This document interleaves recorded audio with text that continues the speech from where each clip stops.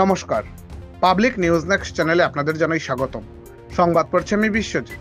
রাজনগর কুলিচড়া জিপির নবনির্বাচিত সভাপতি ইমরান হোসেন আর নেই। অতি কম বয়সে ইহজগৎ থেকে বিদায় নিলেন তিনি।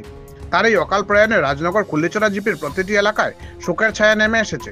স্থানীয় সূত্রে জানা গেছে, অতি কম বয়সী রাজনগর কুলিচড়া জিপির সভাপতি ইমরান হোসেন ভালোই ছিলেন। শনিবার পর্যন্ত বিভিন্ন অনুষ্ঠানেও যোগ দিয়েছেন তিনি। রবিবার সকালে হঠাৎ অসুস্থ বোধ করলে তাকে নিয়ে যাওয়া হয় শিলচর মেডিকেল কলেজ হাসপাতালে, কিন্তু শেষ রক্ষা হয়নি। চিকিৎসকরা তাকে মৃত বলে ঘোষণা করেন।